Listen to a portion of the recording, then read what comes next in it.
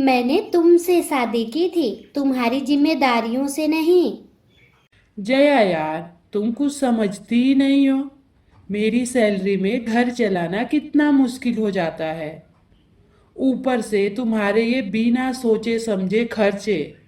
मैं तो तंग आ गया हूँ इन सब से। तो मैं क्या करूं? बच्चों की जरूरतें हो, राशन हो, कपड़े हो, सब तो जरूरी ही होता है ना। और तुम हमेशा मुझे ही क्यों दोष देते? 50,000 कोई कम रकम नहीं होती है। दूसरे लोग इससे भी कम में गुजारा कर लेते हैं, लेकिन तुम्हें तो हर एक चीज ब्रांडेड चाहिए। आ हा, तुम्हें हमेशा मेरे ही खर्चे क्यों दिखाई देते हैं?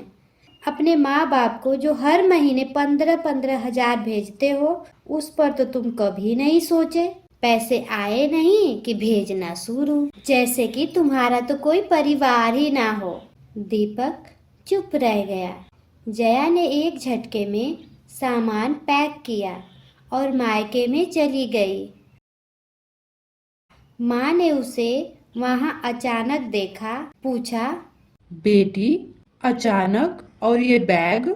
जया ने गुस्से में कहा, माँ आपने मेरी किससे शादी कर दी है?